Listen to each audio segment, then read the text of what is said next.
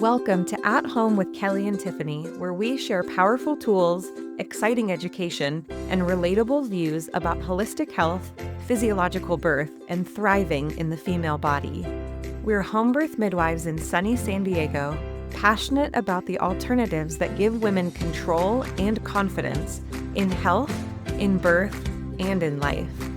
We've poured a lot of love into creating very in-depth and high-value offerings, a monthly membership, a physiological birth course, and holistic guides for the women who really want to dive all the way in. But this podcast, we want to bring zero-cost information about health and natural birth and make these important topics accessible, always. Your support of the show is also zero cost and means everything to us. When you leave a review, share an episode, and join our newsletter, it really helps us keep this space open, ad-free, and full of honest, valuable conversations.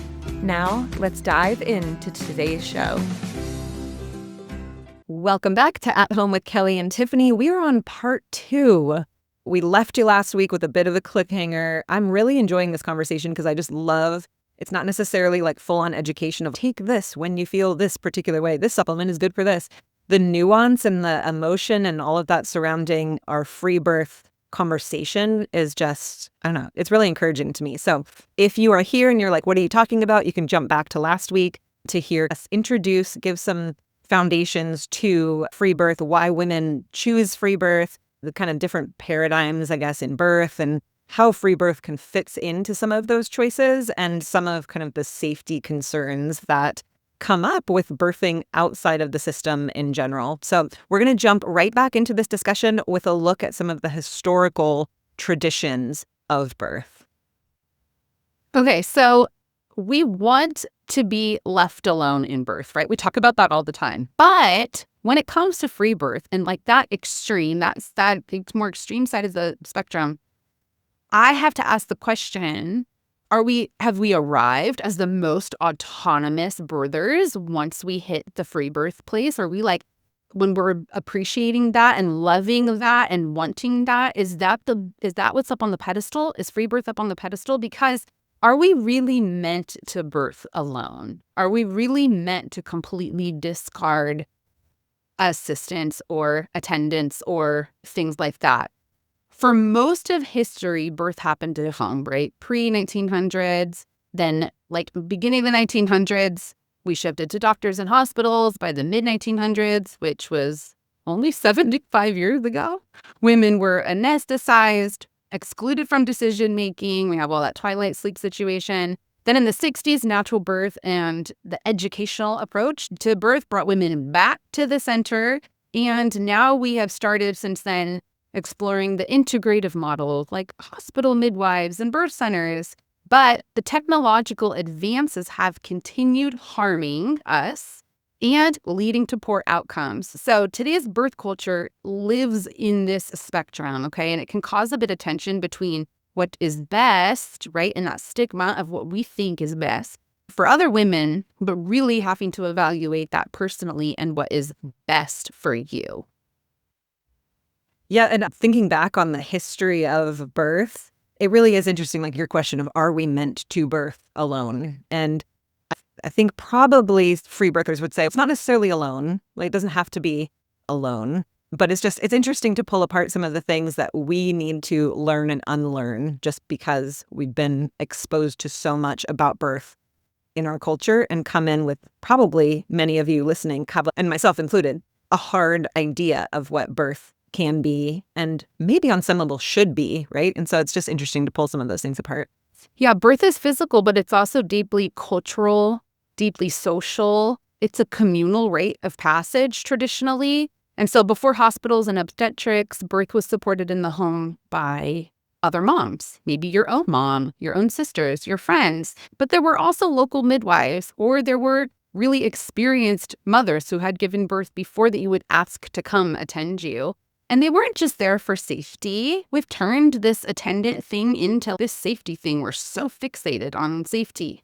But they were there for comfort, for reassurance, for connection. And their presence reflected having them there was good, right? Like you wanted someone else there to remind you Birth is normal. It's a sacred part of life. You're doing it. It's hard, but it's right. And so cultures had these traditions to mark and protect this transition. So when a midwife was present, her role was as much emotional and spiritual as it was physical and practical. And I can totally see how culture would look at that and feel like we lost it. Like we've lost this communal, traditional approach to birth, and we're getting like carried away with some other ways of being midwives. But the midwife carried the community's wisdom. She knew birth. She was trained by somebody who had been involved in birth for maybe decades. It was one of those things that was like passed down the lines, and she was there to hold space for the mother to labor in trust and just be someone who could just quietly be the presence of, this is normal, you're doing fine. So midwives are meant to be the guide, the friend, the keeper, the safeguard. And birth belonged to the community in that way because you recognized that you didn't want to do it alone. You didn't want to be by yourself. You didn't want to not have somebody there to remind you of all of those things. And so I think it's important that we when we talk about birth and where it came from and what it used to be and how we've been doing it for thousands and thousands of years, and it's the only reason that we're all here, we have to look at the community and cultural aspects of how that worked well in society when home birth was the norm. Yeah, I've read a couple historical fiction books about midwives in different communities. I'm like, oh, this is so fascinating. One, it's in some ways I'm like, oh man, I long for that. That sounds so sweet and good and rich, especially their training where it's just community based and not as insane as it is now for midwives coming up. But yes, even the fact that we have doulas, that is their profession, that you have to pay for a doula, and not they're worth it. I'm not saying that's nothing against doula work. It's just that used to not necessarily probably be a thing because your sister had seen so many births and gone through it herself, or your best friend or your neighbor across the street kind of thing, and everybody would come. It's just interesting how things have changed. Yeah, and I see this shift happening in how women who attend births are identifying with their role. And so you see a lot of people saying, I'm a birth keeper or I'm a wise woman. And it might not be somebody who's necessarily medically trained. They're not even calling themselves doulas really because they want to be so separate from this really modern piece that we've put on those roles. And I totally get that. They want the roots of being with women in a cultural way and not the clinical way. Yeah, it is just interesting. And I guess social media just eliminates it more. I had no idea there was an entire kind of, I don't want to call it a subculture, but just a different view on that, because even coming up in birth work, I was I just maybe put midwives on a pedestal, home birth midwives, this wonderful yada, which got torn down pretty quickly, but seeing it from a different perspective of seeing it's not that it's wrong or bad, but just we've lost something and we're trying to regain it. I completely respect that viewpoint. Yeah, I just struggle with the actuality of it because even just in I can see it working. I can see this idea and I love it. And when we talk about it, even right now, I'm yeah, that is what it should be. That is what it should be. We should be going back to that. And maybe there's plenty of scenarios and relationships in which that would work. But even as I just look back at the very limited population of women that we have worked with over the years, and we're quite picky and selective. So I think our clients are the best. But even looking at that then as a whole, they're not asking for that. They don't want that. But then also they're not coming to you're in this place where you're I don't want a clinically trained person. I just want a birth keeper and a sister. You're not going to come interview home birth midwives and get you're not going to get tangled up with us. But it's a very small population of women, even when I think about our own clients and taking this more sisterly, laid back approach. That's not what most women actually want. Yes. Yeah, I would agree with that. I'm thinking about someone that we know who utilized our services who then decided to go the route of not having anybody with her. Yes. And that was really fascinating to me, but also I'm sure there's a lot of, maybe there's a lot of birth workers listening who are like, free birth is unsafe or whatever. When she walked into that decision, I was like, yes, this makes complete sense. And I was like, I don't feel an ache of, oh, or why. It was like, look at you. And it was an encouragement to me. But again, that's somebody that like we knew very intimately also. Yeah. And like we've taken care of women before that were like, why do you have us here? You don't really want a midwife at your birth. You don't want anyone. Is it your husband? Is he afraid? Everything you're asking us to do sounds like you just really didn't want to have someone here. Which is acceptable. So no, I think it's helpful to recognize where we've come from, because of course that puts this perspective into our heads of what exactly birth should be, what it can be, what it could be, all of the things. So I think an interesting, I don't know, comment, question, whatever that we get often from people on Instagram or that come up that we see on like Freebirth Instagram accounts or whatever is about like legality. People will even message us this about home birth. Is it legal to have a home birth? Oh, I thought that was illegal. I didn't realize. So free birth and home birth, they're legal. They're legal in all the states, right? You're allowed to have your baby where you would like to have your baby. But who may actually attend your birth is going to vary state to state. And so that gets put right on the providers. The type of midwife that you desire may be actually restricted where you are. So that also potentially motivates women towards unattended birth too, depending on, oh, all that's around me are just CNMs, or I can't find this underground space of somebody else who is going rogue and attending births or whatever, like illegally or illegally. That sometimes is a motivator to say, I don't like these options. I don't like what's going on in my state. And so CPNs, which are certified professional midwives, they're unregulated in multiple states: Connecticut, Georgia, Massachusetts, Mississippi, Nebraska, Nevada, New York, North Carolina, North Dakota, Ohio, Pennsylvania, West Virginia. All of those places have unregulated CPNs. So in some of those states, it's actually illegal for a CPN to attend a home birth. And there are many who still are, I will say that. And so it's not saying that you don't have any options. There are many who still are doing the thing because they believe in it so much, even though they're going against legality, I suppose there. CNMs, though, they generally have more options state to state, right? But they're trained in a medical model. So they may be offering a bit of a different philosophy, too, than those women who are looking for greater autonomy. So again, women in certain states in particular are like, let me look at my options here. And I understand completely when they're like, yeah, maybe there's a lot of options, but none of them feel good. None of them feel right for me. So many believe out in the world that unregulated midwives are actually a good thing, right? Not having the state say, here's what midwifery should do, how they should practice. They see that as a good thing, right? Less oversight, less restrictions on how to practice.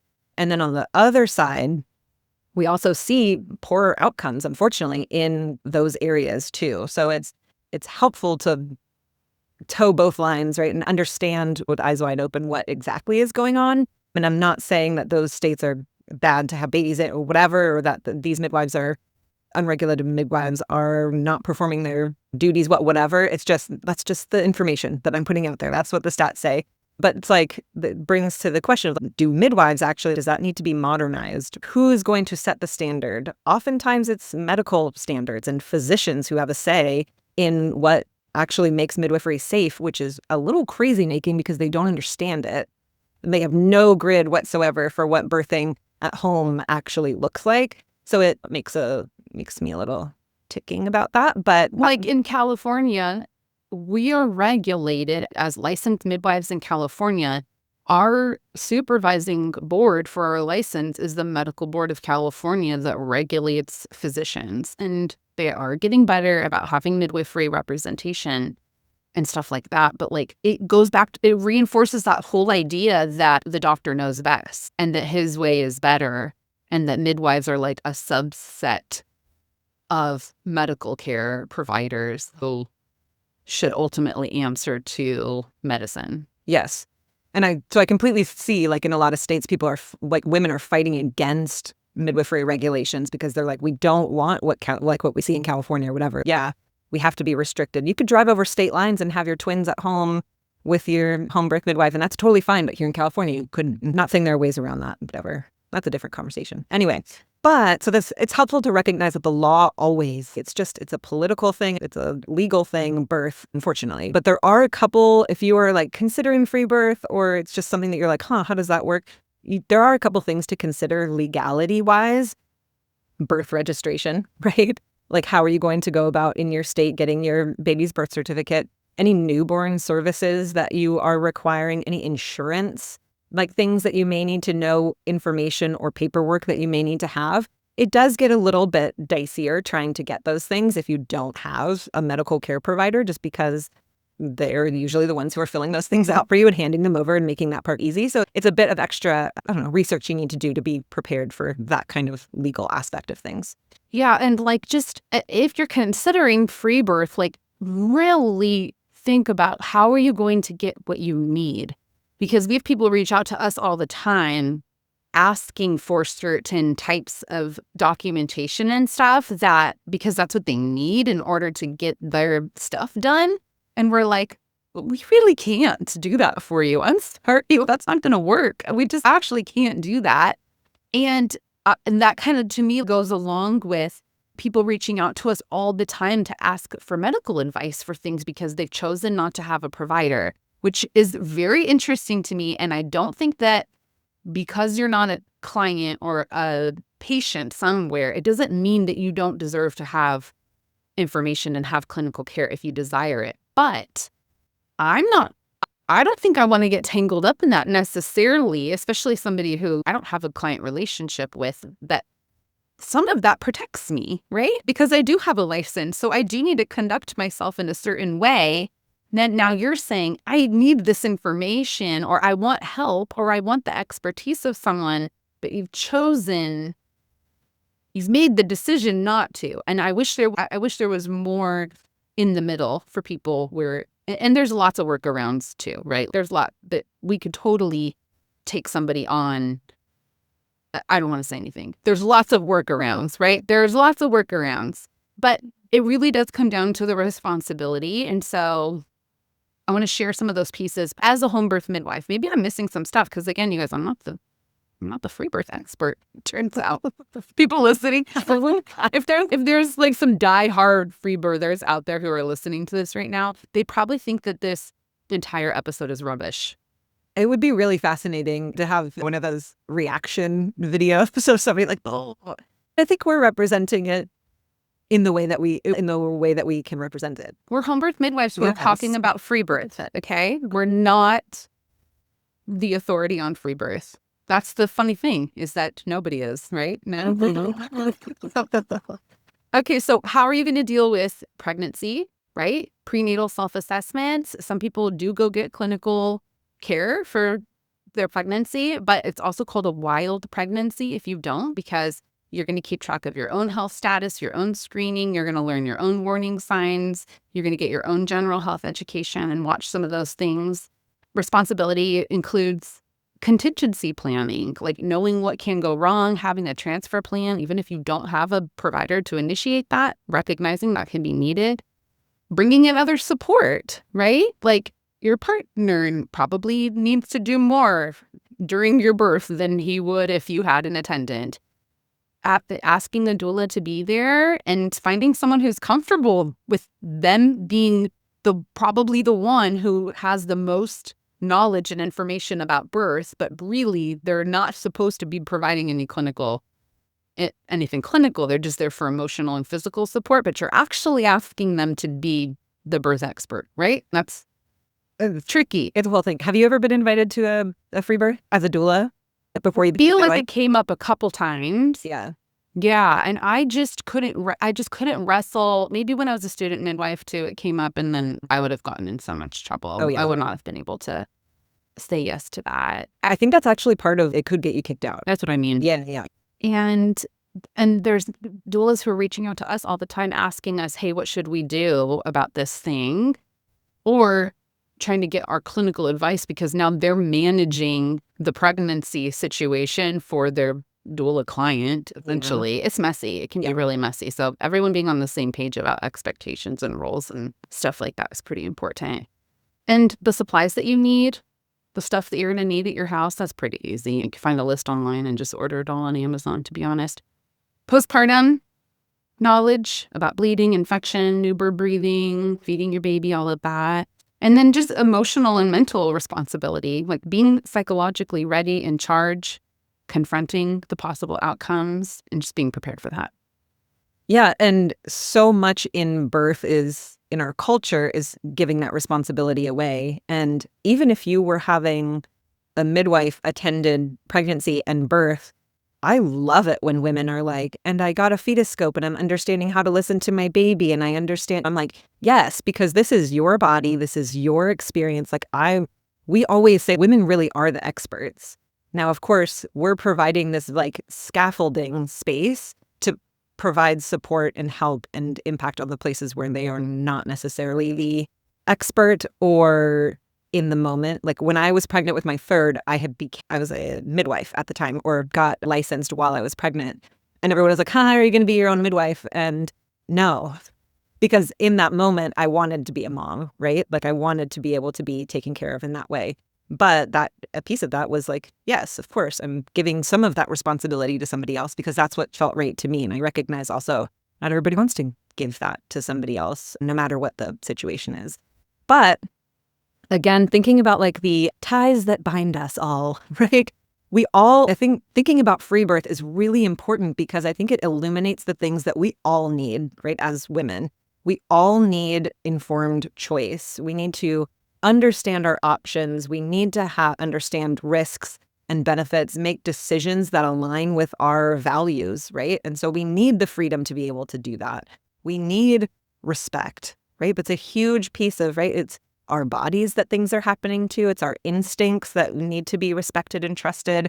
Women have a right to birth however they would like. So whether they're not birthing at you.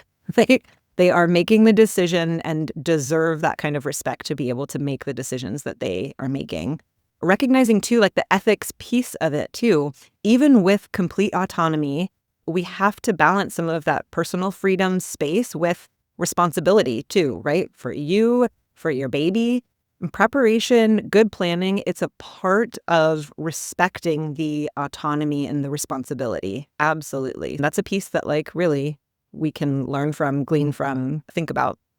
We all, no matter what, right? No matter where you are at in the spectrum, we need good providers out there, right? We need people who are supporting autonomy, consent, low interventions, seeing birth as really normal, rejecting a system that drives really the opposite narrative. And no matter where you're at on this spectrum, recognizing that's a huge part of what women truly need out there. And if you are on the fence of becoming a midwife or some kind of provider, the world needs more midwives who can have even a conversation like this. Not patting ourselves on the back necessarily, but just saying to be able to be open and respectful and recognize like women are at the center of these conversations and need support, right? Autonomy doesn't mean that you have no support or no help whatsoever. And so it means that like the woman themselves is in the center of it all. They're respected and have access to information and resources as she needs.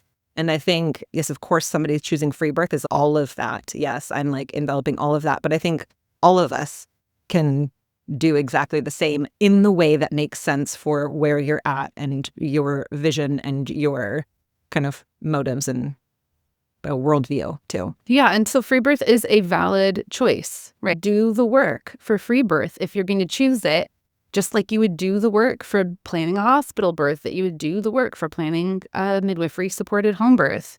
Take an honest risk evaluation, plan for the backup needs, build your support, know what's going on in your body and what to do about it.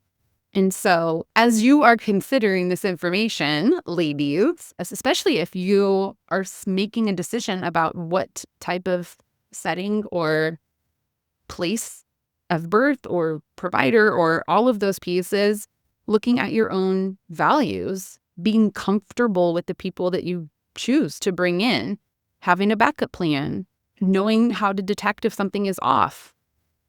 Research your local resources and what's available around you.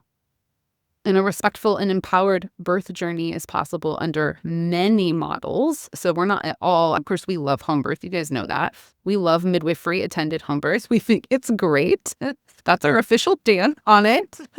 But awareness and preparation are keys in every single birth space. So if education from that philosophy is important to you, then of course you guys know you belong with us here on this podcast, but we also want to invite you again into our online holistic birth course, because it is so much more than just preparing you for birth, but walking alongside every detail and trimester of pregnancy, preventing complications, staying low risk, taking full ownership of your experience, and enjoying a connected postpartum. So you can find more information in the show notes or by visiting beautifulonemidwifery.com. Thanks so much, ladies, for taking this little journey with us. It's wonderful. Yeah, I honestly could have made it 3 or 4 parts. I think I could have kept talking about a lot of these pieces. There's a lot of nuance there. And so we invite you all listen to both, and feel free to reach out to us too with thoughts and questions and feedback and stuff like that, because again, important conversation to continue having. We will catch you next week. Bye. Hey ladies, if you're loving the show and want to help us keep it ad-free so we can keep talking about all things birth and women's health without cutting to an ad about electrolytes or grass-fed beef sticks, here is how you can support us. First, leave us a quick review or a rating. It helps more women, new moms, and birth enthusiasts find our show, and it honestly means so much to us to be reminded that you love what we are doing here.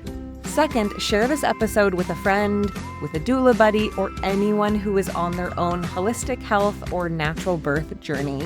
And third, hop on our newsletter list. This is where we share bonus goodies, behind-the-scenes stuff, fun little extras you just won't hear on the show. You can find that link to join in our show notes below. Thanks so much for being a part of this growing, empowered community. We could not do it without you.